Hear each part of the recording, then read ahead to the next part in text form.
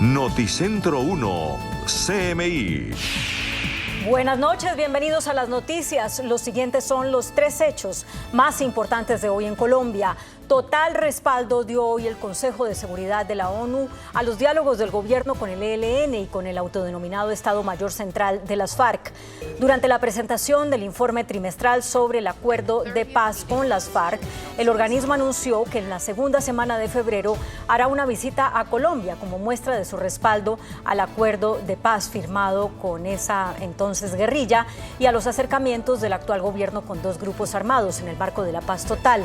El Pleno del Consejo de Seguridad de Naciones Unidas llegará a Colombia el 7 de febrero. Ampliaremos esta noticia en nuestra emisión nacional a las 9 de la noche. El exdiputado de Atlántico, Nicolás Petro, irá a juicio por los delitos de enriquecimiento ilícito y lavado de activos. Durante una audiencia celebrada hoy en Barranquilla, el juez del caso se negó a anular lo que va del proceso, como lo había pedido la defensa de Petro. Las audiencias preparatorias contra el hijo del presidente Gustavo Petro serán el 29 y el 30 de abril próximos. Ampliación de esta noticia en nuestra emisión nacional a las 9 de la noche. El gobierno nacional descartó que haya riesgo de apagón por el fenómeno del Niño. El viceministro de Energía, Javier Campillo, aseguró que los embalses están en 67% y que se garantizará el suministro. Eso sí, precisó que podría haber un incremento de entre 60 y 120 pesos en la tarifa de energía. Las declaraciones las dio tras la reunión de urgencia que hubo esta tarde en la Presidencia de la República para hablar sobre el fenómeno del Niño. El viceministro agregó que se avanza en un marco regulatorio temporal para hacerle frente al mayor consumo de energía. Hablaremos más de esta noticia en nuestra emisión nacional a las 9 de la noche. Las siguientes son las noticias más importantes del mundo hoy. Nueva jornada de terrorismo y secuestros en Ecuador. Las bandas criminales siguen causando el pánico en varias ciudades. Organización Mundial de la Salud advierte que 10.000 personas murieron por COVID en diciembre y que están disparadas las hospitalizaciones y los ingresos a la UCI. Estados Unidos anuncia que por falta de presupuesto suspende la ayuda militar a Ucrania. Sube inflación en Estados Unidos hasta 3.4% y presiona nuevamente el plan de la Reserva Federal. Alerta máxima en Estados Unidos por una nueva tormenta invernal, idéntica a la que acaba de causar caos en el país. Sudáfrica demanda al Estado de Israel por genocidio ante la Corte Penal Internacional. Se conoce carta de invitación del presidente Javier Milei al Papa para que visite Argentina. En medio del estado de guerra en Ecuador, las autoridades confirmaron que los trabajadores penales retenidos por las bandas criminales en las cárceles superan los 170. Mientras tanto, avanzan las operaciones militares para recuperar la seguridad y los delincuentes siguen sembrando el terror. El Servicio de Atención Integral, la entidad encargada de las cárceles de Ecuador, informó que 178 personas son rehenes de los grupos criminales en 7 prisiones del país. La actualización ocurre a 4 días de iniciados los amotinamientos. Aunque se mantienen las operaciones y protocolos de seguridad para liberar a los retenidos, aún las fuerzas del orden no han logrado ingresar a los penales, mientras que los familiares de los rehenes piden la liberación de sus seres queridos. Todo el mundo pide aquí que se dé paz, que se dé tranquilidad, pero creo que una sola solución puede ser que dejen libres a nuestros familiares y ahí podemos estar tranquilos de los 2 bandos. La información oficial emitida hasta ahora no indica el estado de los guías y funcionarios retenidos. El presente y el futuro de nuestra patria está en juego. El miércoles, en la presentación del primer balance oficial por parte de las Fuerzas Armadas, el jefe del Comando Conjunto confirmó que no existe ningún rehén que haya sido asesinado. Por su parte, tras la amenaza de bomba en el puente Guajaló, al sur de Quito, unidades especiales de la Policía Nacional de este país realizaron la detonación controlada del artefacto. Asimismo, las autoridades también comunicaron la captura de un líder criminal de la pandilla Los Lobos durante una operación en Ibarra, al norte del país. La Organización Mundial de la Salud lanzó una alerta advirtiendo que solo en diciembre murieron 10.000 personas como consecuencia del COVID y que se dispararon las hospitalizaciones y los ingresos a las UCI en el mundo. La OMS informó de casi 10.000 muertes por coronavirus en diciembre, incluyendo el aumento del 42% en las hospitalizaciones y un aumento del 62% en las admisiones a la UCI con respecto al mes anterior. Though COVID-19 is no longer a global health emergency, the virus is still circulating, changing, and killing. Data from various sources indicate increasing transmission during December, fueled by gatherings over the holiday period and by the JN.1 variant, which is now the most commonly reported variant. Por lo que en países como Estados Unidos y en España retomaron el uso del tapabocas en hospitales. El informe se basa en datos reportados a la Organización Mundial de la Salud por menos de 50 países, principalmente en Europa y en América. El gobierno de Estados Unidos anunció que detiene la ayuda militar a Ucrania para afrontar la invasión rusa. Así lo dijo el portavoz de Seguridad Nacional de la Casa Blanca, John Kirby. El anuncio se da mientras en Washington hay divisiones en el debate sobre la aprobación de un último paquete de ayudas que estaría destinado a revisar las medidas de seguridad fronteriza de Ucrania. Kirby finalizó su intervención manifestando que es muy importante que el Congreso estadounidense siga aprobando la asignación de recursos a Ucrania, teniendo en cuenta la actual temporada de invierno. La inflación en Estados Unidos cesó su tendencia descendente y volvió a subir en diciembre, cerrando el 2023 en 3,4%. La tasa de inflación en Estados Unidos abandonó su racha bajista en diciembre y los precios subieron 3 décimas interanualmente. Un alza que sitúa al indicador al cierre del 2023 en el 3,4%. En términos mensuales, los precios de consumo aumentaron 3 décimas con respecto a noviembre, mientras que la inflación subyacente, dato clave que analiza la Reserva Federal para sus decisiones sobre tipos de interés, bajó interanualmente 1 décima hasta el 3,9%. Por ejemplo, el índice de los precios de vivienda siguió aumentando en diciembre y contribuyó con más de la mitad del aumento mensual de los precios de todos los artículos, subiendo 5 décimas y acumulando una alza interanual del 6,2%. Los precios que llevaban bajando en términos interanuales desde octubre, en un momento en el que la Fed observa de cerca los efectos en este indicador de las 11 subidas de tipos de interés que ha llevado a cabo desde marzo del año 2022 para controlar todos los precios. Estados Unidos está apenas terminando de recibir una tormenta invernal y ya emitió una nueva alerta porque viene otra igual a la que causó parálisis en gran parte del país. Ya varios medios la denominan la tormenta déjà vu. Continúan las alertas por las tormentas acompañadas de fuertes vientos, lluvias y nieve en Estados Unidos, las cuales ha ocasionado la muerte de 4 personas y a su vez inundaciones, destrucción de casas, derribo de árboles, cancelación de vuelos y cortes de electricidad. Además, las autoridades alertaron de una nueva tormenta nombrada déjà vu, la cual se aproxima alimentada por una potente inyección de energía atmosférica, que vuelve a poner en riesgo a aquellas personas en el centro y el este de Estados Unidos, que aún se recuperan de las afectaciones por el primer golpe del clima invernal a principios de esta semana. El Servicio Meteorológico Nacional estima que el fenómeno climático dure hasta el fin de semana. También en Estados Unidos, pero en Nueva York, el expresidente Donald Trump enfrentó los alegatos finales en su juicio por fraude fiscal. El expresidente de Estados Unidos, Donald Trump, se presentó ante un juzgado en Nueva York para los alegatos finales del caso de fraude civil que enfrenta. El juez le ofreció a Trump hablar solo sobre los hechos relacionados con el caso y el expresidente lo hizo durante unos 5 minutos hasta que el magistrado lo interrumpió al ver que Trump derivaba de su intervención hacia quejas por la forma en que había sido tratado. This was a political witch hunt for election interference, but also for getting somebody elected because you wanted to get the publicity. It's a disgrace and they should pay me damages. That's the way it should be. They should be paying me damages. This is a disgraceful situation. Por su parte, la fiscal general de Nueva York, Letitia James, pide $370 millones en daños y que se le prohíba a Trump realizar negocios en el estado. alega que el expresidente, sus hijos adultos y su compañía defraudaron a bancos y compañías de seguro al inflar el valor de los activos de Trump. El juez espera tener el quinto debate entre los precandidatos republicanos que compiten por ser la principal alternativa al expresidente Donald Trump de cara a las primarias presidenciales del partido fue toda una batalla de mutuas acusaciones. Los candidatos presidenciales republicanos, Nikki Haley y Ron DeSantis, intercambiaron duros ataques en un debate a 4 días para las asambleas electorales en el estado de Iowa. Haley retrató a DeSantis como un perdedor, un mentiroso, una persona poco seria y que miente porque está perdiendo.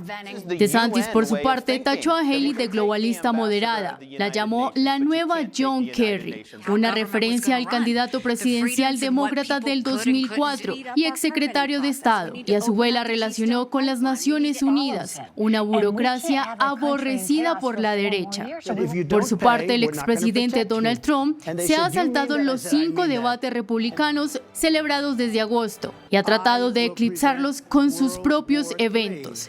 Además, el exgobernador de Nueva Jersey, Chris Christian, otro aspirante, se ha retirado de la competencia, lo que le da más oportunidad de ganar a los candidatos que continúan buscando un lugar para llegar a la Casa Blanca. Sudáfrica demandó ante la Corte Internacional de Justicia a Israel por presunto genocidio en la Franja de Gaza. Sudáfrica acusa a Israel de genocidio, pidiendo a la Corte Internacional de Justicia la suspensión de la campaña militar en la Franja de Gaza y dijo que el objetivo israelí es destruir la población palestina. South Africa contends that Israel has transgressed Article 2 of the Convention by committing actions that fall within the definition of genocide. The actions show a systematic pattern of conduct from which genocide can be inferred. Sudáfrica señaló en la audiencia el desplazamiento masivo del 85% de la población de Gaza y la crisis humanitaria que vive el enclave, a lo que Israel consideró como hipocresía el caso. Mañana, Israel tendrá que defenderse formalmente si la guerra en Gaza es un genocidio o si se ha preparado el terreno para cometerlo. Se espera que la Corte Internacional emita su veredicto del cese de hostilidades a finales de este mes. Argentina logró un acuerdo con el Fondo Monetario Internacional para recibir 4.700 millones de dólares. En la búsqueda del nuevo gobierno de Argentina por mejorar la economía del país, lograron llegar a un acuerdo con el Fondo Monetario Internacional, el cual le desembolsará 4.700 millones de dólares. Este no es un acuerdo nuevo, ¿sí? Se ha reflotado el acuerdo anterior que estaba caído por el incumplimiento de las metas. Reflotar este acuerdo requería un mayor compromiso, de alguna manera, para compensar lo que fue la pérdida de credibilidad, en particular ocurrida en los últimos 2 trimestres. Según el Ministerio de Economía, el desembolso será destinado para pagar los vencimientos de capital correspondientes a diciembre, enero y abril. En el marco del acuerdo, las autoridades de Argentina se plantean lograr un superávit fiscal primario del 2% del PIB de este año, según detalla el comunicado emitido por el Fondo Monetario Internacional. Por su parte, el Fondo Monetario indicó que el gobierno de Milei y sus técnicos coincidieron en que el país debe restaurar su estabilidad macroeconómica y devolver el actual programa crediticio a su rumbo, ya que los objetivos claves del programa fueron incumplidos por amplio margen durante el gobierno de Fernández. Y el presidente de Argentina, Javier Milei, envió una carta al Papa Francisco en la que le invitó a visitar su país natal. Milei, en el documento enviado, aseguró que el sumo pontífice no necesita invitación para visitar el territorio argentino. El mandatario busca dejar atrás los insultos proferidos antes de ser candidato presidencial, en los que calificó al Papa de representante maligno en la tierra. Declaraciones por las que ofreció disculpas durante un debate en octubre pasado. El obispo de Roma no visita su país desde que asumió su cargo en el Vaticano en 2013. En nuestra sección de tecnología, una noticia para quienes gustan de la observación de aves: binoculares con inteligencia artificial. Con el objetivo de transformar la observación de aves y la vida silvestre, se presentaron los binoculares AX Visio, diseñados con la capacidad para identificar más de 9.000 especies. Estos prismáticos cuentan con tecnología de vanguardia en reconocimiento de especies a través de un sistema operativo integrado y procesamiento neuronal, mientras que el funcionamiento de estos binoculares es relativamente sencillo. Al enfocar un ave y presionar un botón, una interfaz procesa la imagen y en aproximadamente 5 segundos presenta la especie identificada. Según los creadores, estos binoculares pueden enfocar objetos a una distancia de hasta 3 metros.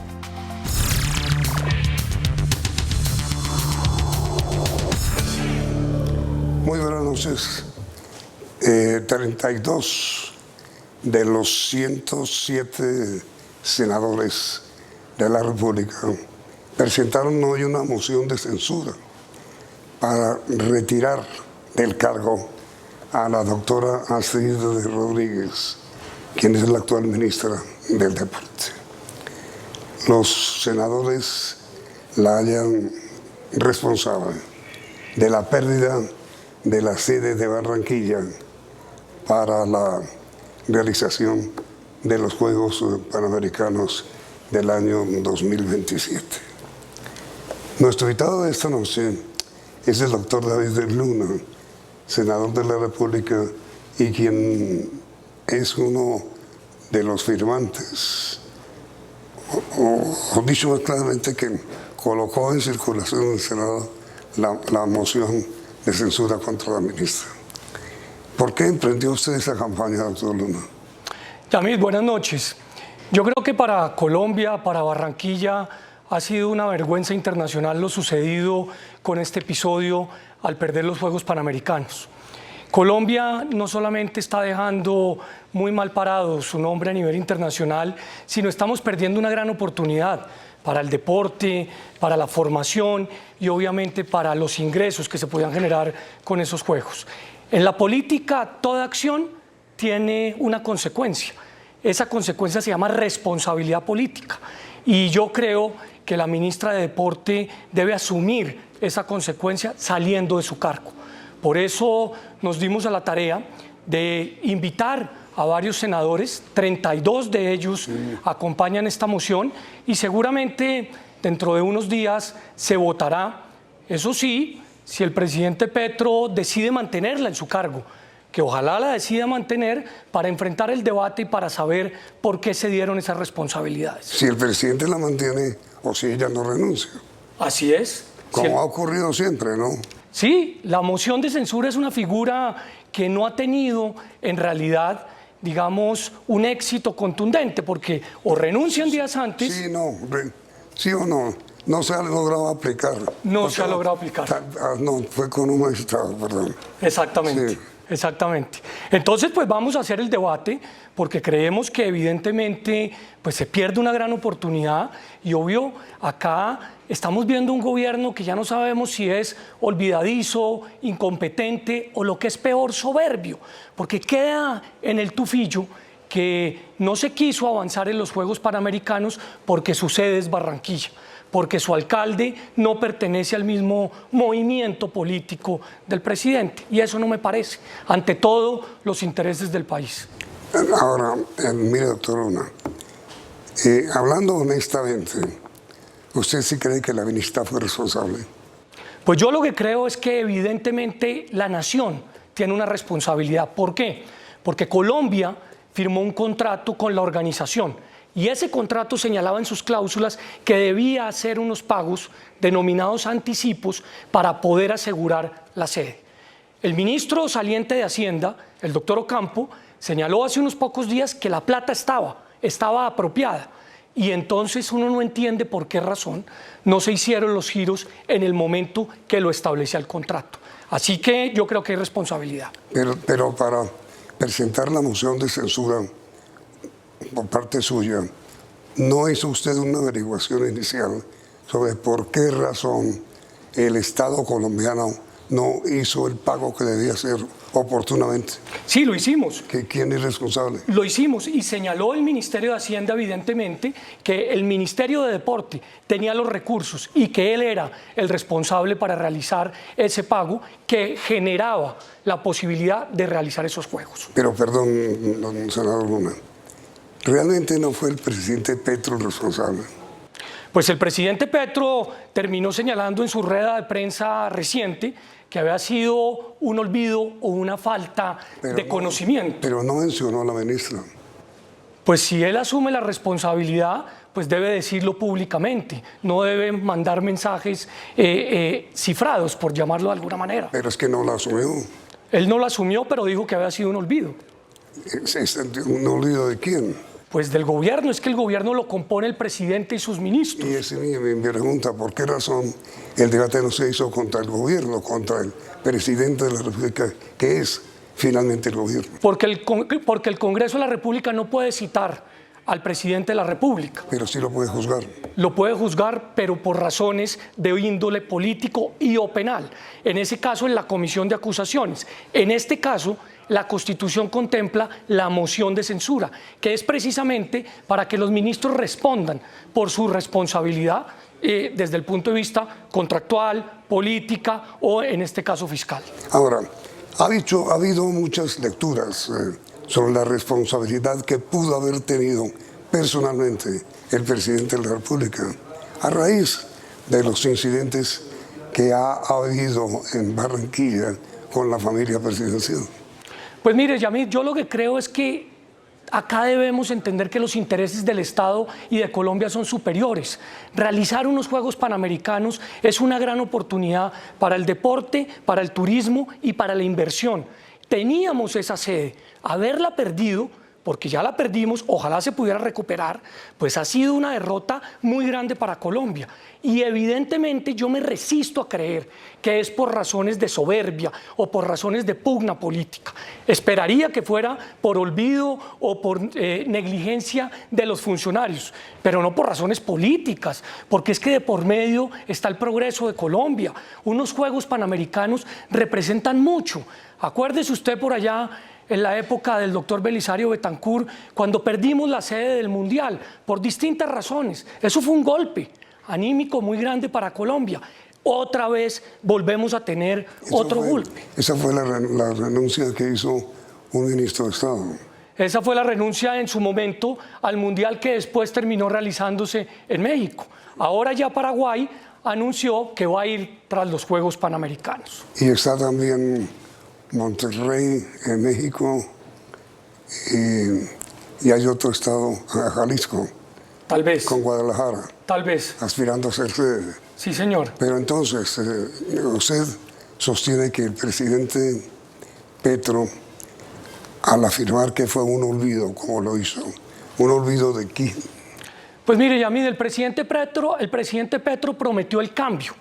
Y el verdadero cambio es hacer, no echar discursos. El verdadero cambio es ejecutar. El verdadero cambio es cumplir con los compromisos del Estado. Y en este caso se tenía que cumplir con el compromiso de sacar los Juegos adelante. Que fue un olvido, que fue una negligencia o que fue una orden, pues finalmente hay una consecuencia. Y en este caso la responsable es la ministra, por eso la moción de censura. Pero mire, senador Luna, en la moción de censura que ustedes presentaron, los 4 primeros senadores son Mauricio Gómez, que es liberal, que encabeza la moción, Efraín Cepeda, que es presidente del Partido Conservador, la tercera firma es la suya, Efraín Cepeda del Atlántico, ¿no? La suya, doctor David Luna, que es de Cambio Radical, y Antonio Sabarain, que es también de Cambio. Gómez, Cepeda y Sabarain son de Barranquilla. Claro. Y usted es el único de Bogotá. Sin embargo, la moción fue presentada por el de Bogotá y por ninguno de los de Barranquilla. ¿Por qué ese fenómeno? Pues 2 cosas. Primero, yo creo que hay que desbogotanizar Colombia. Pero segundo, lo más importante es que los senadores Gómez, Cepeda y Sabaraín demostraron que tienen un interés de proteger a su departamento y me parece que eso es legítimo. Pero adicionalmente firmaron otros partidos, Centro Democrático, el Partido Verde, el Partido de la U, por supuesto el Partido Cambio Radical. 32 senadores de diferentes regiones del país porque ven los Juegos como una demostración de que Colombia tiene la capacidad de demostrar que puede hacerlos. Y lamentablemente, pues que esto quedó desboronado. Por eso muchos senadores, ellos 3 del Atlántico, han demostrado que acá, más allá que la región, más allá que los partidos, está el interés nacional. Pero miren, senador Luna, hay 3 salidas a la moción de censura. Una, la aprueban y automáticamente queda destituida la señora ministra Rodríguez como titular de la cartera de Deportes. 2, no la aprueban y queda ella confirmada en el cargo. 3, renuncia a su cargo antes de que venga la moción de censura. 4, cuarta ruta, el presidente de la República pide su renuncia. 5, renuncia a ella sin que la destituyan, sin que la retire el presidente y sin que haya ninguna moción de censura. ¿Qué va a pasar? Pues su lectura es la correcta. Esas 5 opciones son las que tiene hoy, digamos, el país ante esta crisis. Seguramente el presidente, para evitar la moción de censura, le pedirá la renuncia a la ministra o ella renunciará. Yo esperaría que no, porque vamos a seguir demostrando que acá hubo una negligencia. Este no es un tema que tiene que ver con partidos o que tiene que ver con política. Este es un tema que tiene que ver con el país, con la nación. Unos juegos que se han construido durante mucho tiempo y que ojalá recuperemos, pero lo veo muy difícil. Y por eso debe haber responsabilidad. Si esta moción de censura se tramita, muy posiblemente puede llegar a ser exitosa en su votación. Pero a ver, el error lo reconoció públicamente el presidente de la República. Dijo que fue un olvido cometido por error. Es decir, reconoció la responsabilidad del Estado. Y obviamente, pues, ustedes en el Senado, luego de esa afirmación, presentaron la moción de censura contra la ministra. Pero no ha debido hacerlo hoy, en su opinión, el señor presidente de la República. Pues el presidente de la República en reciente rueda de prensa dijo que el gobierno tenía responsabilidad. Sí. Es evidente. Sí. Y ahí el problema es que gracias a esa responsabilidad, o lamentablemente gracias a esa responsabilidad, hemos perdido los Juegos. Entonces, para recuperarlos es fundamental pues, que haya una movilización, entre otras aceptando una responsabilidad política. Y la Constitución señala que esa responsabilidad política se acepta o se tiene cuando se tramita una moción de censura. Yo por eso creo que la ministra tiene una responsabilidad, el presidente la asumió, pero vuelvo e insisto, acá no nos pueden seguir vendiendo el cuento que el cambio es echar discursos. Hay que hacer, hay que ejecutar. El Ministerio de Hacienda paga 2 o 3 veces la nómina. El INVIMA no aprueba los medicamentos. Estamos en un momento crítico en orden público. Y para la cereza del pastel perdemos los Juegos Panamericanos. Hombre, yo creo que el gobierno tiene que recapacitar y entender que gobernar es hacer, gobernar es ejecutar, Yamit. Y a ver, pero miren, doctor Luna, hay una cosa peor que quedó clara hoy, y es que el Comité Olímpico Internacional, el COIC, que es la máxima autoridad de Juegos Panamericanos y Olímpicos, porque los Panamericanos son olímpicos, está absolutamente prohibido por el Comité Olímpico Internacional mezclar política en asuntos olímpicos. Eso se sabe desde cuando la toma de Múnich, en donde totalmente hubo una dicotomía total entre el deporte olímpico y la política. El gobierno de Colombia ahí ha cometido un grave error.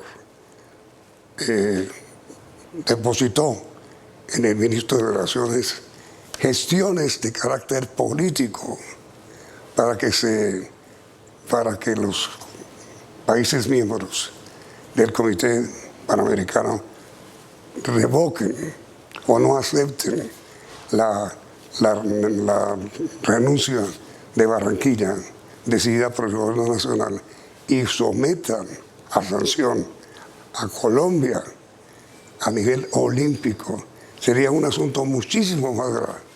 Toda la razón, Yamid, es que esto ha sido una seguidilla de errores. Perdimos los Juegos Panamericanos por no pagar oportunamente después de estar comprometidos por medio de un contrato. Y ahora, como usted lo señala... Y estar destinados, además. Estar destinados los recursos. Y ahora, como usted lo señala, hay una advertencia gravísima del Comité Olímpico Internacional, porque Colombia, según los estatutos del Comité Olímpico, al ser parte, debe acatar la decisión.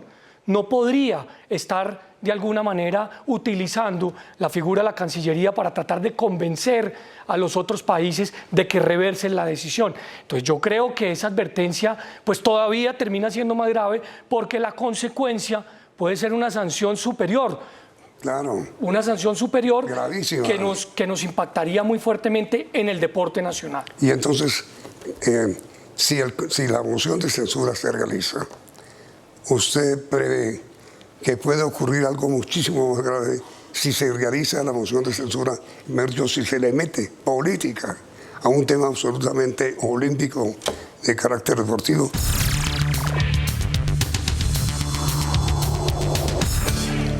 En consecuencia, doctor Luna, ¿cuál es la perspectiva que usted ve como más posible? Pues mire, la moción de censura es una figura dentro del ordenamiento colombiano. Política. Política. Nada tiene que ver con las decisiones del Comité Olímpico. Lo que es importante es advertirle al gobierno nacional... Que no siga con su... Exactamente. Con su politización del tema. Exactamente, porque puede cometer un error todavía más grave. Y es que Colombia puede ser sancionada por meterle política internacional. Así es. Y ya se dieron instrucciones precisas por parte del presidente, y lo digo además, del presidente Petro, quien delegó en su canciller realizar gestiones con los países panamericanos para que ratifiquen a Barranquilla como sede de los Panamericanos. Ojalá que Barranquilla la ratifiquen, pero eso es una decisión autónoma de los países miembros. El gobierno colombiano pues está cometiendo un error en estos momentos, según lo manifiesta el Comité Olímpico. Ahora, usted me contó hace unos minutos privadamente que el Kite Self, que es otro evento, podría también ser suspendido. Oiga, es que Yamid, a raíz de todo esto comienzan a llegar diferentes noticias y mensajes. Mire, Juegos intercolegiados que debía apoyar el Ministerio de Deporte en veremos.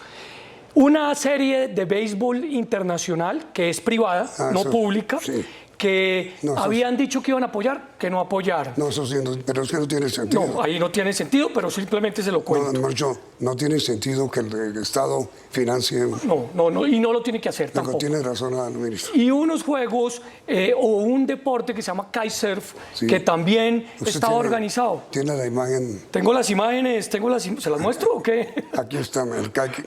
Que es un deporte, digamos, náutico, sí, donde el deportista va agarrado a un paracaídas y va en una tabla. Eso también estaba organizado y obviamente también fracasaron en este caso por ausencia de compromisos de los entes territoriales. Es decir, también se perdió esa sede. Pues hasta el momento se está perdiendo. Entonces, ¿qué es lo que está pasando con el deporte? El deporte y la cultura puede que no tomen la agenda pública todos los días, pero es lo que permite que haya formación, que haya educación, que los jóvenes vean alternativas de futuro. Y tenemos que meterle la ficha a ambas cosas fuertemente, en este caso, en el deporte, pues con decisiones gubernamentales que verdaderamente lo apoyen. Pero usted que es senador de la República, doctor Luna, debería aprovechar el debate de censura, si es que sale adelante, para advertir que podría Colombia, si hace el debate y si lo aprueba, si lo hace, estar corriendo el riesgo de que el Comité Olímpico Internacional intervenga y sancione con una penalidad mucho más grave a Colombia. Tomaré su consejo y lo tomaré de manera inmediata. Ojalá eso fuera un consejo mío. Es que es el Comité Olímpico que públicamente lo ha dicho. Pues precisamente por eso el gobierno volvió y se equivocó, y yo creo que tiene que corregir antes de que el canciller continúe en una labor que está prohibida en los estatutos del Comité Olímpico, del cual Colombia hace parte. Ahora, ¿qué fue lo que lo condujo a usted a presentar la moción de censura? Pues básicamente la indignación ciudadana y la vergüenza internacional. Esto pasó en los días finales del año y yo de manera inmediata hice un pronunciamiento señalando que la ministra y el gobierno tenían una responsabilidad. Días después tomé la determinación de buscar a los colegas para preguntarles si estaban interesados en acompañar un debate de moción de censura.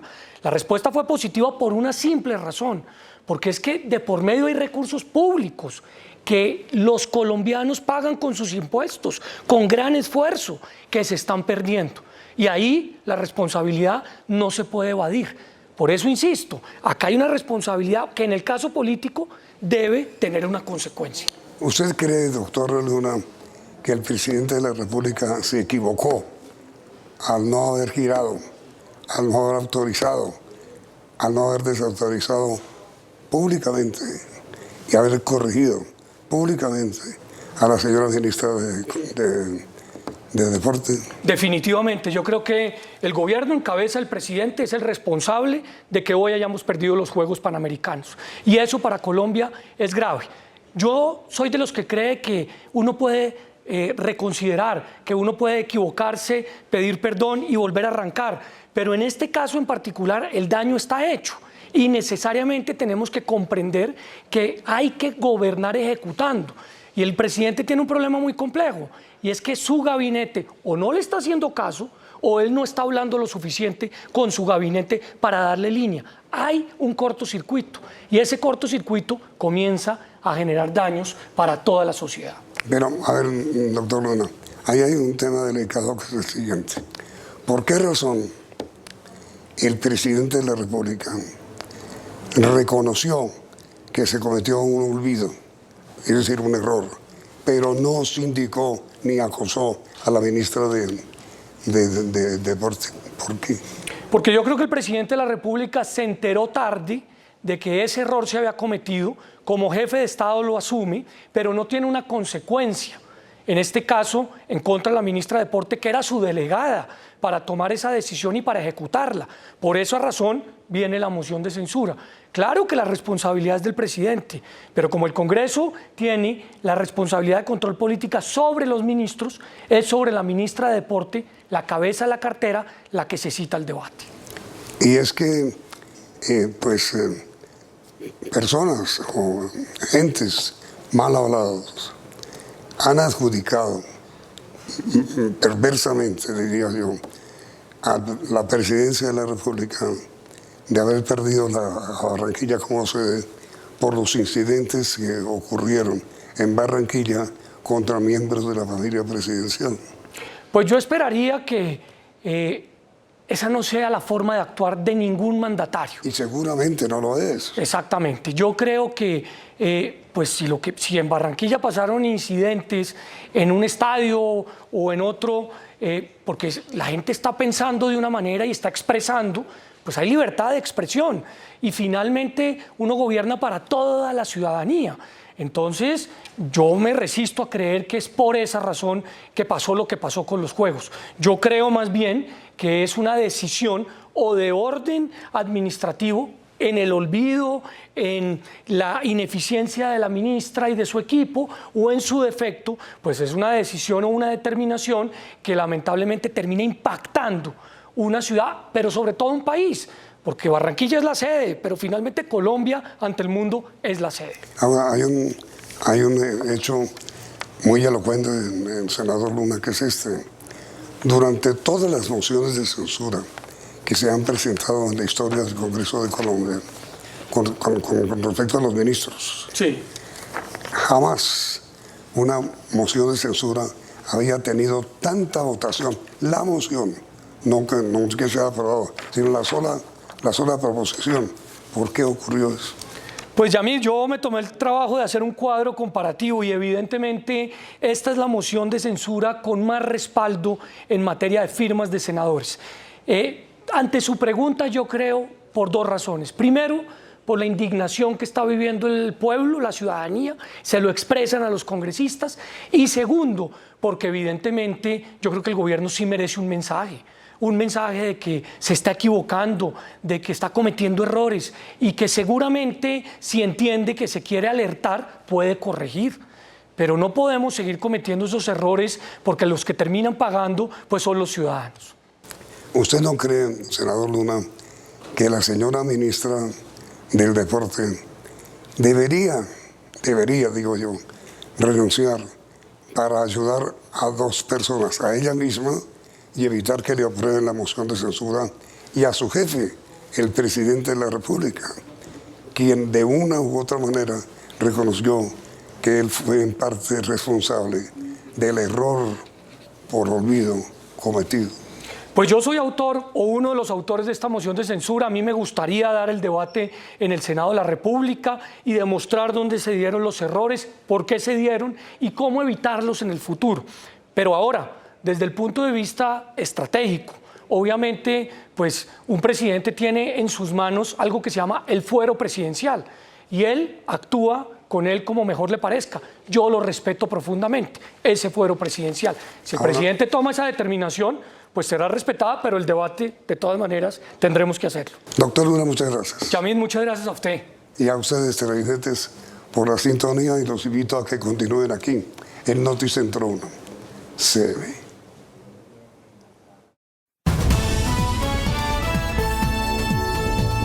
Noticentro 1, CMI. ONU expresa preocupación por situación de violencia en Colombia. Consejo de Seguridad vendrá a Colombia para evaluar estado de la paz en el país. El organismo examinará razón del masivo asesinato de líderes. Segunda Marquetalia y Clan del Golfo son terroristas, dice Estados Unidos. Llamado de atención del gobierno a la JEP. Gobierno descarta apagón por el Niño. Posible alza del 30% en energía eléctrica. Moción de censura contra ministra de Deporte estudiará el Senado. Crece número de soldados profesionales. En marzo cambia pico y placa en Bogotá. Brutal agresión a un niño para robarle el celular. Iniciamos nuestra segunda hora de noticias. Preocupación por el aumento de la violencia en Colombia contra líderes sociales, firmantes de paz y defensores de derechos humanos, expresaron los miembros del Consejo de Seguridad de Naciones Unidas durante la presentación del informe trimestral sobre el acuerdo de paz con las FARC. El organismo que vela por la paz y la seguridad en el mundo anunció que en la segunda semana de febrero estará en Colombia para evaluar cómo va la paz. La gran preocupación de la mayoría de países que integran el Consejo de la ONU es la continuación de la violencia representada en el asesinato de firmantes de paz, líderes sociales y defensores de derechos humanos. La ONU hizo un llamado a los grupos armados a dar muestras reales de su voluntad de paz. Seguimos profundamente preocupados por la violencia en contra de los signatarios de la paz, los defensores y defensoras de derechos humanos y las comunidades y líderes sociales y mujeres que encabezan estos movimientos, y en particular por el triple asesinato de signatarios de paz y defensores de derechos humanos en este año 2024. No se pueden ignorar los desafíos persistentes que enfrenta Colombia. La violencia y las amenazas contra líderes sociales, defensores de los derechos humanos y excombatientes son preocupantes. Es crucial que se siga trabajando para fortalecer las instituciones y garantizar la seguridad y los derechos humanos de todos los colombianos. Para el secretario general y la misión de verificación, uno de los grandes avances es el logrado durante el gobierno en el quinto ciclo con el ELN para poner fin a las retenciones con fines económicos. En este sentido, quiero hacer eco del llamado del secretario general a todos los actores armados a dar muestras concretas de genuina voluntad de paz, contribuyendo al desescalamiento de la violencia en todo el país, poniendo fin a las confrontaciones entre ellos y respetando a la población civil. Como una muestra de su respaldo a la paz firmada con las ex-FARC y los acercamientos con otros dos grupos armados que adelanta el gobierno en la llamada paz total, el día 7 de febrero llegará a nuestro país el Pleno del Consejo de Seguridad de las Naciones Unidas para evaluar en el territorio cómo va la paz. Una visita, digamos, de 4 o 5 días que incluye tanto elementos de interlocución nacional como visitas al terreno precisamente para hacer esa evaluación y además también los otros diálogos con los diferentes actores, particularmente con el ELN y con el autodenominado MC, para ver también cómo avanzan los diálogos y cuáles son las perspectivas de avance y de seguir llegando a acuerdos pues parciales y ojalá luego totales en el tiempo. La ONU resaltó el compromiso del gobierno para ponerse al día en el rezago de la implementación del Acuerdo de La Habana. El compromiso que se llegó en México de la suspensión de las, como le llama el ELN, retenciones económicas o de retenciones de carácter financiero. No recuerdo ahorita la expresión, como ellos lo llaman, pero que pasa... No solamente se llega al compromiso, sino que posiblemente ese compromiso se va a materializar dentro de las actividades que son prohibidas. Entonces, cualquier retención con carácter económico, como le llaman ellos, sería una violación al cese si se confirma. Los países miembros del Consejo de Seguridad destacaron el proceso de paz como un elemento inspirador en el mundo para la resolución de conflictos. La representante del gobierno de Estados Unidos en el Consejo de Seguridad mostró su preocupación por el retraso en las sanciones de la JEP a los integrantes de las desaparecidas FARC y envió un mensaje al presidente Petro donde le advierte que la Segunda Marquetalia, el ELN y las llamadas autodefensas gaitanistas son considerados grupos terroristas. Si bien Estados Unidos reiteró su apoyo a la implementación del acuerdo de paz con las FARC, manifestó varias preocupaciones. Jurisdicción Especial para la Paz está llevando a cabo el trabajo preparatorio para poner en marcha las condiciones necesarias para la aplicación de fallos o sentencias restaurativas. Observamos con preocupación los retrasos persistentes en la emisión de estas sentencias y pedimos a todas las partes que hagan avances en este esfuerzo. Y le hizo una advertencia al gobierno a la hora de pensar dialogar con la Segunda Marquetalia de Iván Márquez y las llamadas AGC. El ELN, FARC, EP y Segunda Marquetalia siguen siendo organizaciones terroristas designadas por las Naciones Unidas, lo que indica la solidaridad de Estados Unidos con los esfuerzos de Colombia para apoyar a las víctimas en su búsqueda de justicia y de verdad. Estados Unidos también dijo que duda de la capacidad de mando del ELN para mantener el cese del fuego. Seguimos preocupados por la capacidad limitada del mando del ELN de mantener alto el fuego y lamentamos que haya violencia entre actores en diferentes regiones y que haya limitado el impacto humanitario del alto el fuego. La representante de Estados Unidos formará parte de los integrantes del Consejo de Seguridad que estarán en nuestro país durante la segunda semana de febrero para evaluar cómo va la paz. Y un fuerte llamado de atención a la Justicia Especial para la Paz hizo desde la sede de Naciones Unidas en Nueva York el canciller Álvaro Leiva Durán. El funcionario propuso la creación de un tribunal ad hoc para poder cerrar definitivamente el conflicto en Colombia y pasar a la etapa del posconflicto. Según el canciller Leiva, lo más preocupante es que se hayan perdido 4 años para la implementación del acuerdo durante el gobierno del presidente Duque. A continuación, le pidió a la JEP respetar las normas de su funcionamiento y no cambiarlas. En el caso de los que se vincularon al proceso de paz, que sus amnistías sean atendidas, que se pueda conocer la verdad, que la verdad no se le coloquen cortapisas, que se permita el ejercicio de ese derecho en beneficio de las víctimas. Y en fin, es una cariñosa llamada de la atención para que funcione cabalmente la JEP. El canciller dice que el país necesita pasar la página del conflicto y para eso propuso crear un tribunal ad hoc que pueda servir para hacer un cierre definitivo. Ir pensando en un tribunal ad hoc, un tribunal que implique estar allí en nuestro pensamiento para crearlo en el momento de que ya se pueda pasar la página, de tal manera que todos tengan una segunda oportunidad. Es un mecanismo importante, novedoso, muy creativo y perfectamente viable para poder llevar a Colombia a una situación post-conflicto de manera definitiva.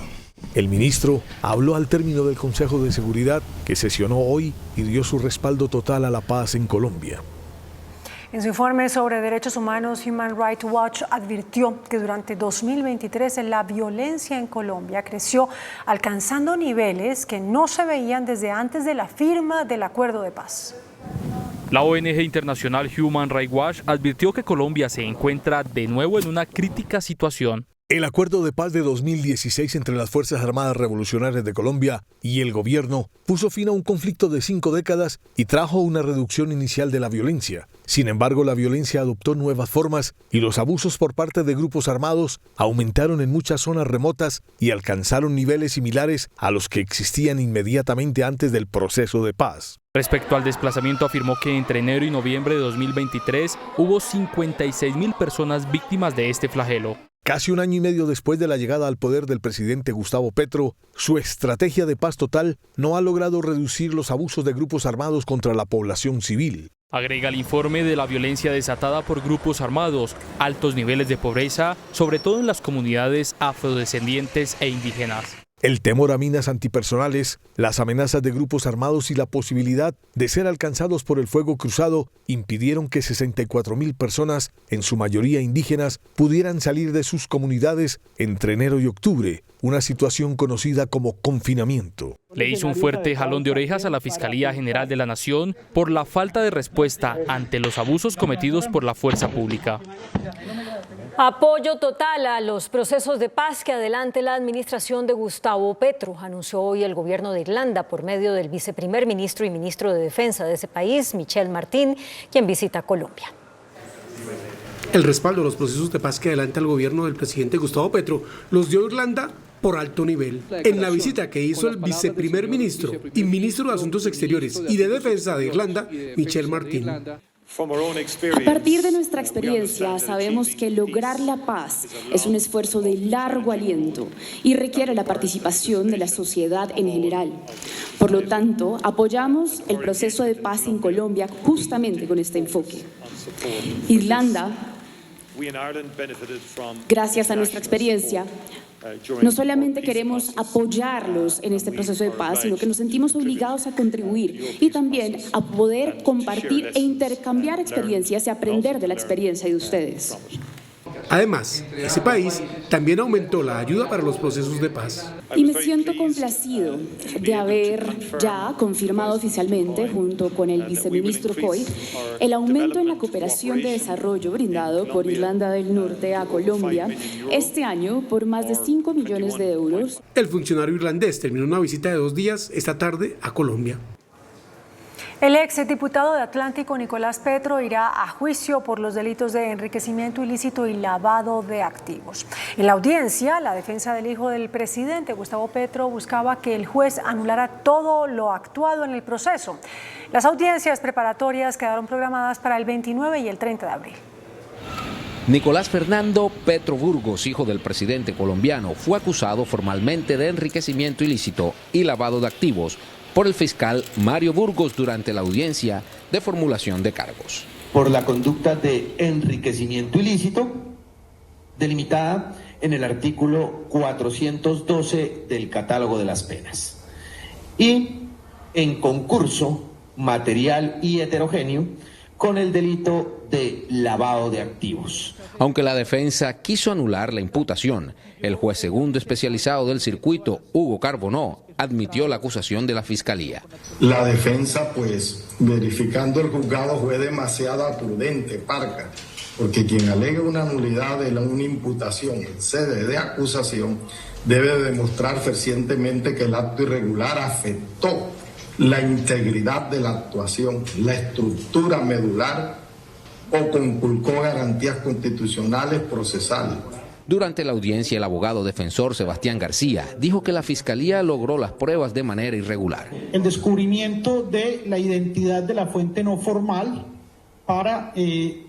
con la cual la Fiscalía estructuró su teoría del caso y que fue mencionada ya en audiencias preliminares, para efectos de estudiar posibles vulneraciones a las garantías judiciales, pues la defensa viene trabajando sobre la hipótesis de que no se trataba de una fuente no formal, sino de un agente encubierto mediante la infiltración del esquema de seguridad, y por supuesto necesitamos conocer esa identidad en aras de poder utilizarla y poder preparar intervenciones en sedes de audiencia preparatoria sobre posibles exclusiones. El ente acusador rechazó el señalamiento. Aquí de manera irresponsable por parte de la bancada defensiva se ha dicho que esa fuente no formal se trata de una persona que se infiltró al esquema del señor Nicolás Fernando Petro Burgos, algo que es totalmente falso. O sea, son simplemente suposiciones que no es así. Eso para dejar en claro. Segundo, por supuesto que se le va a dar a conocer la fuente no formal con su identidad, no tenemos ningún reparo, pero no es para que se haga esa manifestación cuando nunca fue así. El togado pautó para el 29 y 30 de abril las audiencias preparatorias. Noticentro 1 CMI conoció que la Fiscalía llevará a juicio a los enlaces del detenido senador Ciro Ramírez, quienes habrían servido como intermediarios para el amaño de millonarios contratos con el Departamento de Prosperidad Social. Para la Fiscalía, Catherine Rivera, quien hizo parte de la unidad de trabajo legislativo del senador Ciro Ramírez, fue la intermediaria entre el congresista y funcionarios del Departamento de Prosperidad Social para amañar millonarios contratos de infraestructura en el país. Inclusive el senador Ciro Ramírez usaba el teléfono de la señora Catherine para comunicarse con el señor Pablo César Herrera para impartir las instrucciones correspondientes para el direccionamiento de estos contratos de obra y de consultoría derivados del contrato 6CP. La Fiscalía llamó a Rivera a juicio y al contratista Anderson González para que respondan por los delitos de concierto para delinquir y contratos sin cumplimiento de los requisitos legales. En este caso, la Fiscalía investiga un entramado de corrupción que involucra a 6 congresistas y al exdirector de Prosperidad Social, Pierre García. Mantener comunicación con futuros funcionarios del Departamento Administrativo de la Prosperidad Social y funcionarios de Proyecta Quindío como particulares y el senador Ciro Ramírez para asegurar el éxito de la empresa criminal. Noticentro 1 CMI también conoció que la Fiscalía negocia un acuerdo de colaboración con el contratista Alejandro Noreña para que sea testigo de la entidad. Se realizó hoy en la Casa de Nariño una reunión de emergencia por el fenómeno del Niño. El gobierno descartó que haya riesgo de apagón, pero advirtió que podría haber un incremento en las tarifas de energía. Al término de una reunión de emergencia en la Casa de Nariño, la ministra de Ambiente, Susana Muhammad, descartó que haya riesgo de apagón por el fenómeno del Niño. Las proyecciones de acuerdo a la durabilidad del Niño, que debe llegar hasta abril, cuando de acuerdo al IDEAM ya debe empezar la fase de neutralidad, no genera que vaya a haber un riesgo de desabastecimiento. El viceministro de Energía, Javier Campiño, por su parte, aseguró que los embalses están en 67%, por encima de los niveles esperados. Eso sí, aclaró que podría haber un incremento en la tarifa de energía por el mayor consumo. Primero que todo estamos evaluando resoluciones temporales por efecto de Niño, porque pues obviamente sabemos que durante el efecto del Niño aumenta la capacidad térmica y el uso de energía térmica para la producción de energía del país. Eso nos lleva naturalmente a un aumento en el precio. El gobierno avanza en un marco regulatorio temporal para fijar nuevos precios en el sector energético. Desde ya se hacen proyecciones. Y las simulaciones que hemos corrido para algunos de los elementos te puede dar incrementos en la tarifa tan bajos como 60 pesos y en un techo máximo de unos 100, 120 pesos. En este momento, el país ya entró en una fase de respuesta ante el fenómeno del Niño. Esta semana, por lo tanto, se instala la sala de crisis de fenómeno del Niño a nivel nacional en el Sistema Nacional de Prevención y Atención de Desastres, y convocaremos también a gobernadores de varios departamentos a que instalen sus puestos de mando unificado. Los departamentos que podrían tener mayor afectación son Magdalena, La Guajira, Cesar y Boyacá. El mes más crítico sería febrero. Pues en medio de la preocupación por los efectos del fenómeno del Niño, gremios del sector eléctrico advirtieron que la anunciada intervención de las tarifas de energía por parte del gobierno podría generar alzas en las facturas. Según la Asociación Colombiana de Grandes Consumidores de Energía, Asoenergía, las tarifas de este servicio podrían subir si entra en vigencia una norma que está preparando la Comisión Reguladora y que busca intervenir en el mercado de la energía eléctrica. La presidenta del gremio, Sandra Fonseca, explicó las razones que provocarían el alza. Porque la propuesta de la CREC no solamente incluye una intervención de los precios de bolsa, sino un traslado de los costos de esa intervención a las tarifas de los usuarios finales en el componente de restricciones. La resolución, que sería expedida en las próximas semanas, tendría efectos en el corto plazo. Desde febrero, marzo y abril, es decir, un sobrecosto por lo menos en 3 meses, 4 meses, que no tiene, digamos, ninguna justificación. Según Asoenergía, si se expide la resolución de intervención del mercado de la energía eléctrica, un recibo de la luz que llegue por 100.000 pesos terminaría costando 130.000 pesos. A esta advertencia de Asoenergía se sumó otro gremio del sector eléctrico, Andesco. La asociación que representa a las empresas de servicios públicos expidió en las últimas horas este comunicado en el que advierte tajantemente: desde el gremio siempre hemos defendido la libre competencia y evitar la intervención del mercado, más aún en momentos críticos como durante el actual fenómeno de El Niño. El proyecto de resolución para intervenir el mercado del sector eléctrico estará abierto a comentarios hasta el próximo 15 de enero. En el departamento del Cauca, las autoridades trabajan en el control de 2 incendios forestales. Más de 100 hectáreas de cultivos de plátano, yuca, café y vegetación fueron destruidos tras voraz incendio forestal registrado en zona rural del municipio de Páez, Belalcázar, Cauca. El primer reporte que tenemos de Tálaga es una afectación de aproximadamente 30 a 40 hectáreas de pino sembrado. Y en el resguardo de Avirama hay un cafetal afectado, pues plátano, yucas y un trabajadero, pues que era para la parte del café. Afortunadamente no hay viviendas personas.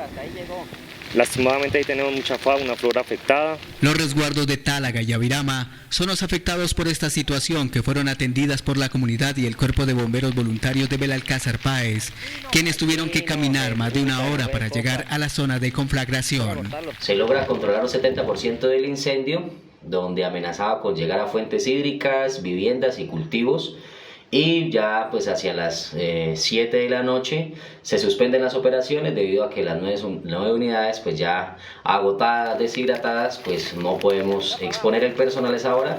Las autoridades investigan si estos incendios son provocados. Mañana se hará un censo de las hectáreas de cultivos afectados y apoyar a los agricultores para restaurar sus siembras.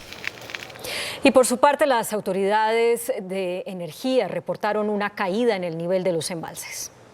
Los embalses en Colombia generan la mayor cantidad de energía que se consume en el país. Desde el 30 de noviembre, es decir, durante todo el mes de diciembre hasta el 10 de enero, la reducción en los niveles de estas represas ha sido significativa, pasando del 74% al 66%, según el más reciente reporte de XM. Sin embargo, ANDEG, el gremio de las empresas generadoras de energía, entrega un parte de tranquilidad. El sector tiene la energía suficiente para responderle la demanda en este momento de criticidad como el fenómeno del Niño. Y le agrego un par de cosas más, es decir, no solamente es que tenemos las térmicas que están listas, preparadas, vienen generando desde mayo, desde casi abril del año pasado, vienen generando constantemente, y lo que nos permitió eso fue embalsar la suficiente agua para estar relativamente, no le voy a decir tranquilos, pero sí menos preocupados que otros años, porque tenemos todavía unos niveles de embalse relativamente altos. Por ahora, las generadoras de energía descartan un racionamiento en el primer semestre de este año. Hoy yo no veo que de aquí a mayo nos vayamos a pagar. Ya después, si me pregunta junio, julio, agosto, no sé todavía, pero de aquí a mayo, durante este fenómeno del Niño, le diría que tenemos la energía firme para responderle a la demanda. Sin embargo, las empresas de energía hacen un llamado a hacer uso racional tanto del agua como de la energía para evitar mayores riesgos durante el fenómeno de El Niño. Un trágico accidente se registró en las carreteras de Antioquia. 8 personas murieron cuando el bus en el que se movilizaban se salió de la vía. Fueron dos buses de turismo, uno venía de Tolú a Medellín y otro de Montería hacia la ciudad de Bogotá. El cuerpo de socorro llegó a la vía a la altura del municipio de Don Matías, específicamente en el sector de Río Grande. El conductor del bus que venía de Montería al parecer perdió el control del vehículo, lo que ocasionó el accidente. Como resultado tenemos 6 personas fallecidas, entre ellos 3 menores de edad, 14 personas trasladadas al centro asistencial más cercano. El otro accidente fue el volcamiento del otro bus. Los hechos ocurrieron en el kilómetro 64 de la vía Medellín-Santa Rosa de Osos, cuando transportaba a un total de 29 personas. Este trágico accidente dejó varias personas lesionadas y una muerta. La víctima se trata de un menor de edad de 12 años que falleció por la gravedad de las lesiones luego de ser remitido a un hospital. 12 se encuentran en estado hospitalario y un menor de edad pierde la vida. La Dirección de Tránsito y Transporte dispone de un equipo de peritos con el fin de establecer las posibles causas de este siniestro vial. Las causas de los dos accidentes son materia de investigación por parte de las autoridades viales. Y en el Valle del Cauca, entre tanto, 2 personas murieron y 4 más quedaron heridas por un aparatoso accidente. Un aparatoso accidente tuvo lugar en las últimas horas en la vía que de Candelaria conduce al municipio de Palmira a la altura del sector El Lauro en el Valle del Cauca, cuando un vehículo tipo automóvil que transportaba 6 personas colisionó contra un tractocamión que se movilizaba en sentido contrario por la vía. Nos tuvimos como víctimas fatales 2 personas, un hombre, una mujer de edad de 71 y 67 años, los cuales ya se encuentran a disposición de la Fiscalía. Tenemos también 4 lesionados de los pasajeros que iban en el vehículo y estos son 3 menores y una mayor de edad. Al parecer la familia provenía del departamento de Nariño y se habría desplazado a esta zona del país para disfrutar de sus vacaciones. En lo corrido del 2024 ya se han presentado 4 accidentes en vías del municipio de Candelaria en el Valle del Cauca, por lo que las autoridades del departamento hacen un llamado a los conductores para conducir con precaución y respetar las normas de tránsito. El camión que se accidentó en la vía al Llano por fin será retirado mañana del túnel Quebrada Blanca. Las 3 semanas que ha permanecido cerrado ese corredor vial generan grandes pérdidas económicas. Esto lo aseguran transportadores y comerciantes. Durante 3 semanas ha permanecido cerrado el túnel de Quebrada Blanca en la vía al Llano, porque sigue ahí el camión incinerado tras un accidente, mismo que ha generado un gran pleito entre transportadores ANI y Coviandina. Llenado los protocolos por parte de la empresa transportadora, el día de mañana aparentemente se va a intentar el retiro del camión. No se ha empezado a hacer los estudios sobre las afectaciones que puede llegar a tener el túnel y por tanto no se ha habilitado el tránsito como corresponde. Las complicaciones en la vía al Llano producen grandes pérdidas económicas para transportadores y comerciantes.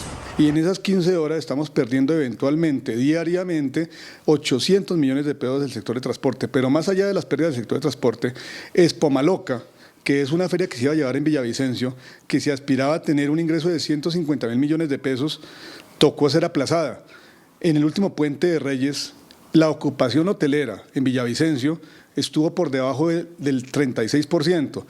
Ese tipo de situaciones no solamente están afectando al sector de transporte de carga, están afectando al departamento del Meta. Que el sector comercio está perdiendo aproximadamente entre 5.000 y 7.000 millones de pesos diarios. Es dinero que deja de moverse en el departamento, que muchas de las personas que dejaron de venir al Meta, especialmente en este puente de Reyes y en el de fin de año, pues digamos que ha generado definitivamente un peso negativo en la economía del departamento. Desde Fedetranscarga solicitaron a la Procuraduría investigar a los funcionarios de la ANI y Coviandina, aseguran ellos, por la inoperancia frente a la situación. En el Senado de la República quedó radicada la proposición de moción de censura contra la ministra del Deporte, Astrid Viviana Rodríguez, debido al retiro de la sede de los Juegos Panamericanos 2027 a Colombia.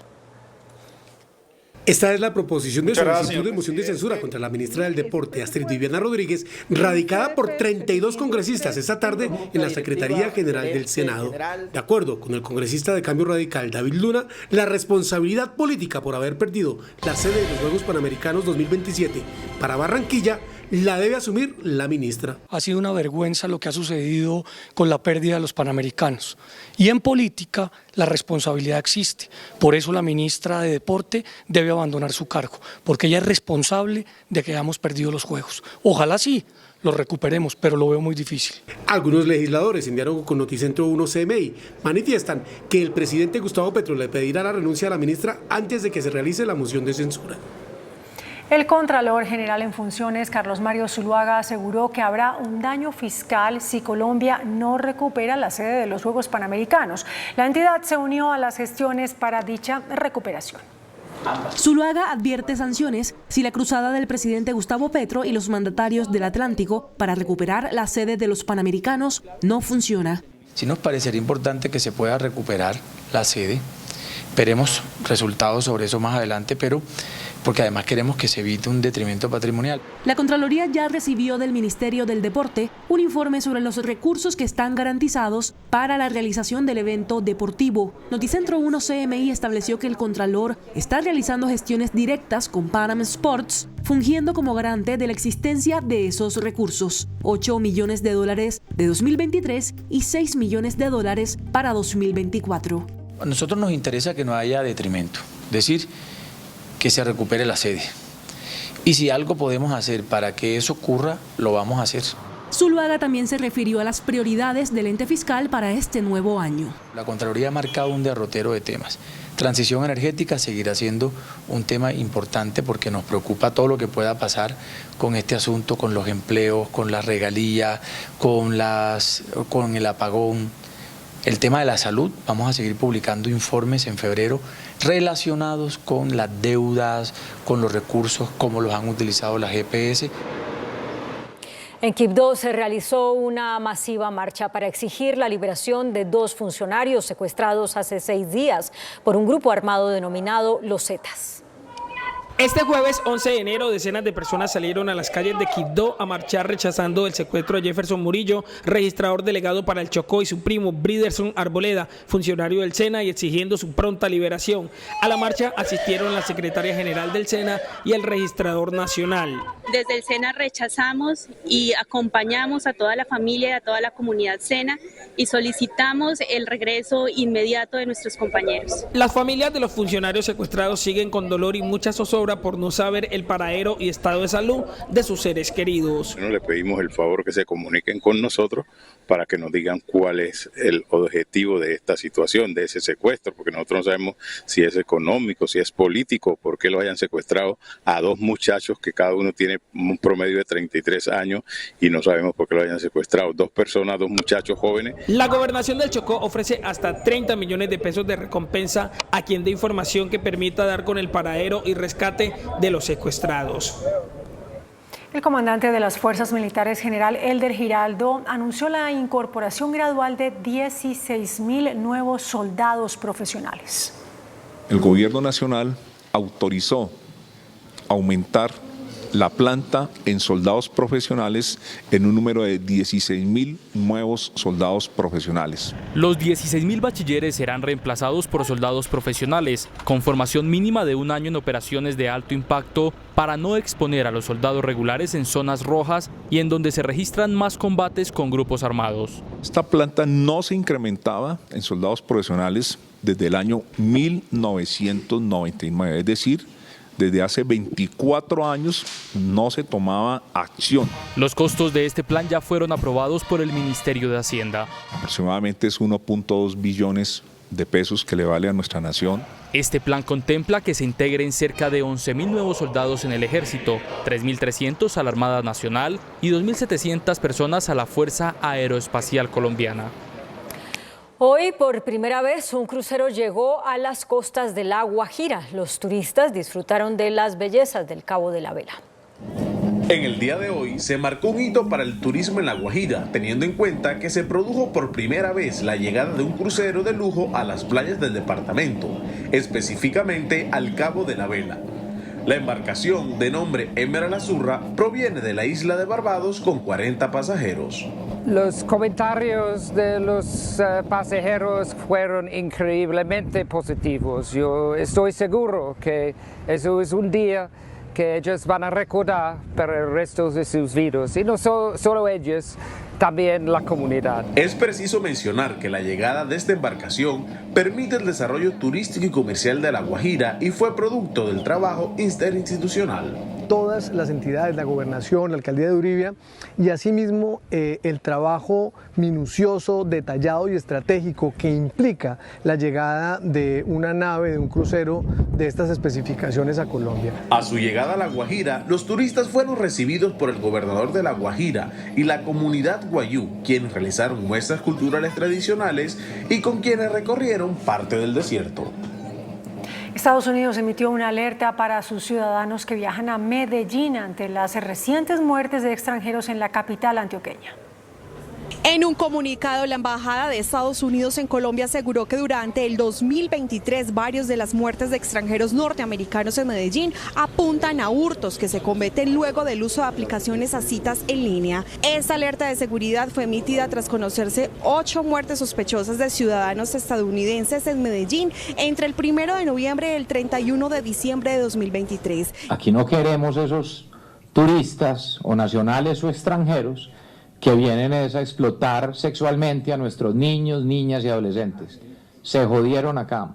Y yo sí les advierto, el que crea que puede venir a Medellín a arrasar con nuestros niños, nuestras niñas y nuestros jóvenes está muy equivocado. La embajada recibe periódicamente informes de ciudades de Medellín, Cartagena y Bogotá y señaló que la mayoría de veces las víctimas no denuncian porque se sienten avergonzadas. Según la Personería de Medellín, durante el tercer trimestre de 2023, los hurtos contra visitantes extranjeros aumentaron en un 200% en comparación con el año anterior. El ICETEX anunció un plan de alivios, tanto para los usuarios que estén al día con sus deudas como para quienes estén reportados por falta de pago.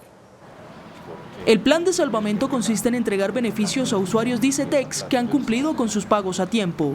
Para que a partir del mes de julio, quienes quieran hacer el pago total de su deuda puedan tener un descuento en el total de capital a pagar, que iría entre el 3% y el 20% del total de la deuda. Eso depende de la línea de crédito, del valor de la deuda que tenga, pero es una buena noticia porque eso en ningún lado lo hacen, que usted pueda pagar por anticipado y le descuenten sobre el capital, e ICETEX por primera vez pues va a dar ese beneficio. Para quienes llevan varios años sin pagar sus créditos, incluso están reportados, también tendrán soluciones. Para aquellos que tienen cartera castigada en modo de impagabilidad a partir del 31 de diciembre de 2023 para atrás, desde el año pasado.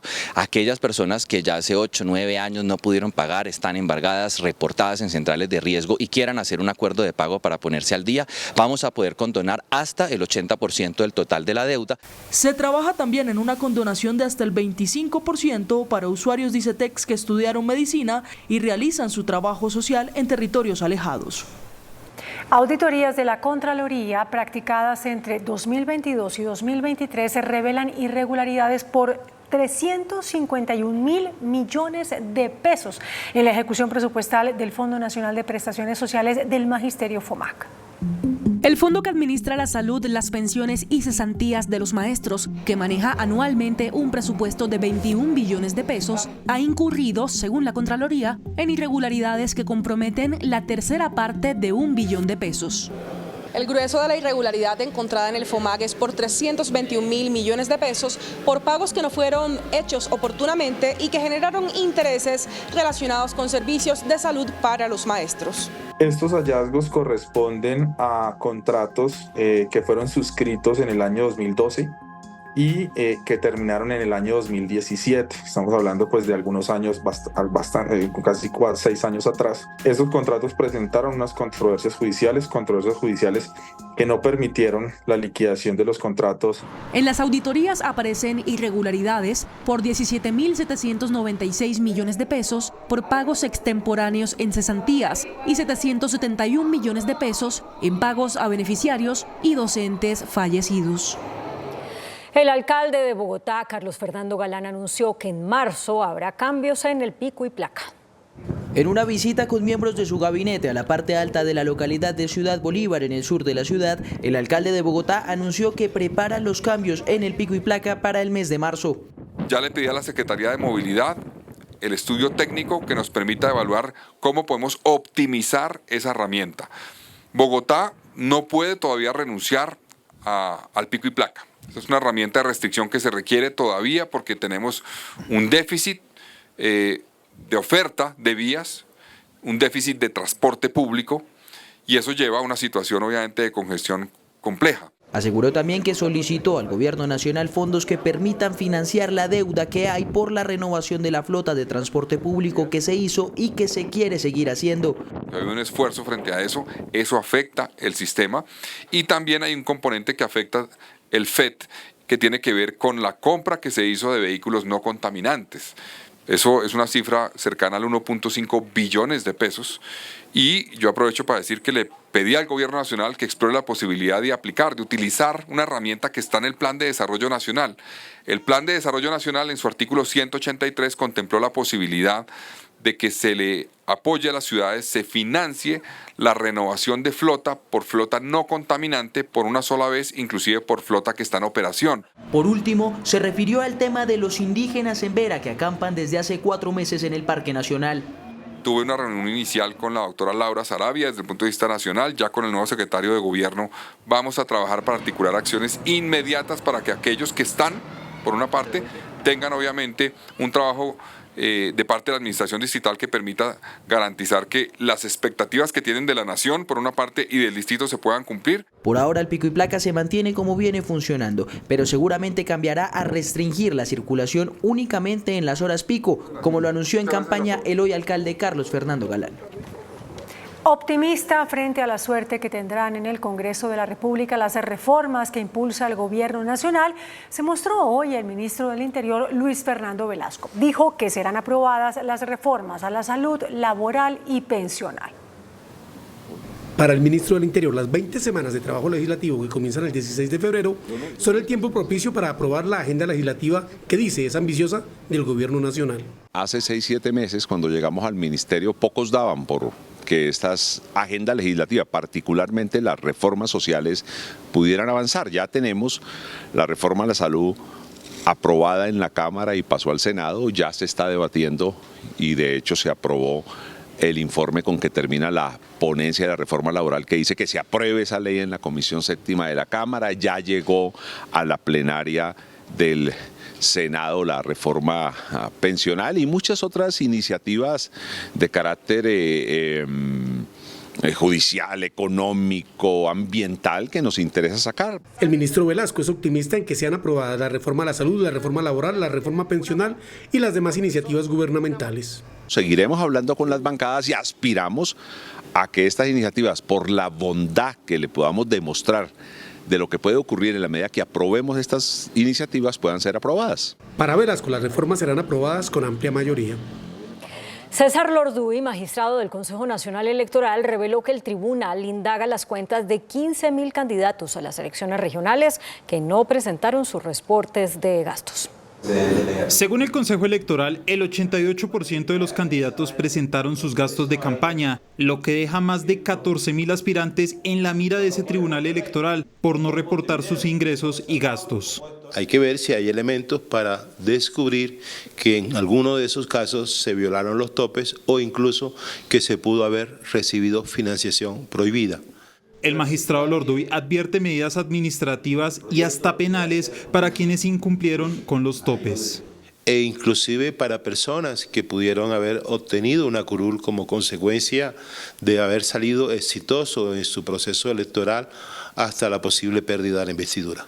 Según el Consejo Nacional Electoral, los candidatos gastaron más de 690.000 millones de pesos durante las elecciones. Lo que estamos viendo en este momento es que la reposición de votos no llega a todos los que participaron en una jornada electoral, sino a los que participaron y superaron los umbrales establecidos para cada una de las corporaciones. Los magistrados hacen un llamado al Congreso para que legisle sobre la financiación estatal para las futuras campañas. Por robarle el celular, 2 sujetos apuñalaron a un menor de edad que jugaba con sus amigos al frente de su casa en el sur de Bogotá.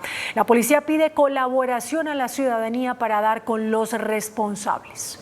Hay indignación en la capital del país después de que se conoció este video en el que se observa a un grupo de niños jugando al frente de sus casas en la localidad de Usme, en el sur de Bogotá, unos con un balón y uno de ellos sentado viendo su celular, cuando de repente llegan dos jóvenes aparentemente menores de edad. Uno de ellos le rapa el celular y el otro, de manera instantánea, le propina 2 puñaladas en su espalda. Invitamos a la comunidad en general a brindar información oportuna que nos conduzca a la plena identificación de los sujetos. Después del hecho, el menor se percata de su herida y cae al suelo. Sus amigos llaman a su familia, que vive justo al frente del lugar del atraco, quienes salieron a auxiliarlo. La policía de Bogotá invita a la ciudadanía a denunciar cualquier detalle que ayude con la investigación. En Ecuador aumentó el número de funcionarios secuestrados en las cárceles. De otra parte, la Organización Mundial de la Salud reportó un aumento en las muertes por COVID y se aproxima una nueva tormenta invernal a Estados Unidos. Las noticias del mundo en Noticentro 1 CMI. En medio del estado de guerra en Ecuador, el Servicio de Atención Integral, entidad encargada de las cárceles en el país, informó que 178 personas son rehenes de los grupos criminales en 7 prisiones. La actualización ocurre a 4 días de iniciados los amotinamientos. Aunque se mantienen operaciones y protocolos de seguridad para liberar a los retenidos, aún las fuerzas del orden no han logrado ingresar a los penales, mientras los familiares de los rehenes piden la liberación de sus seres queridos.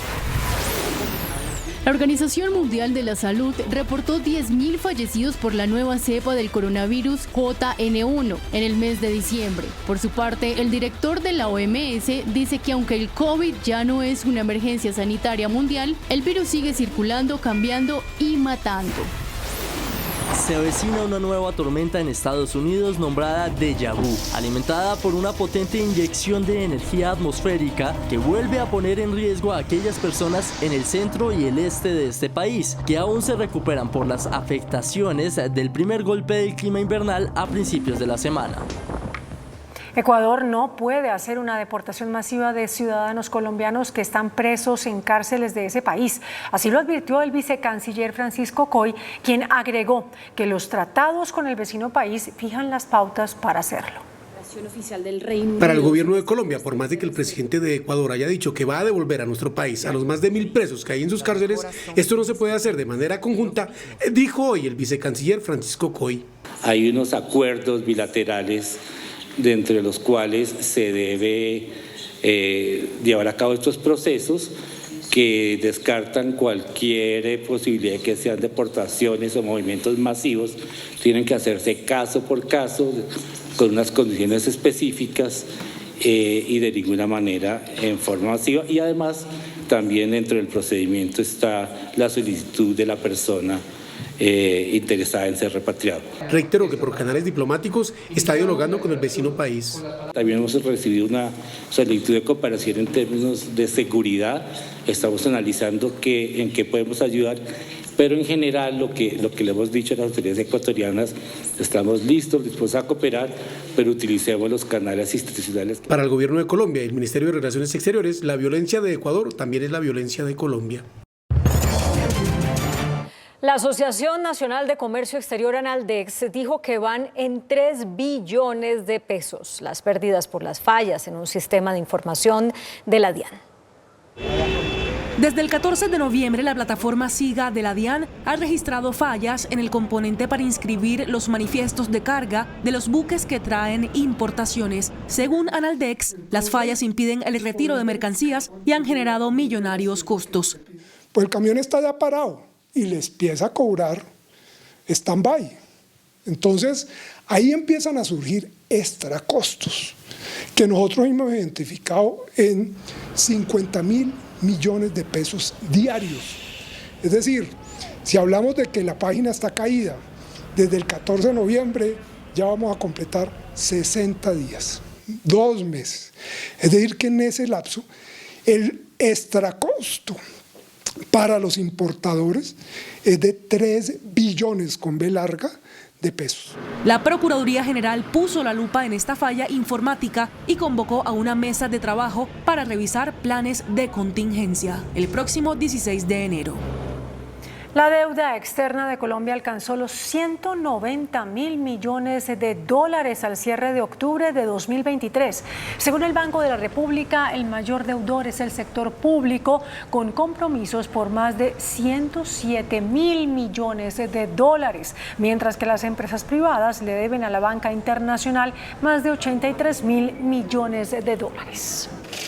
El índice de capitalización de la bolsa, que mide el comportamiento de las 25 principales acciones, cerró a la baja.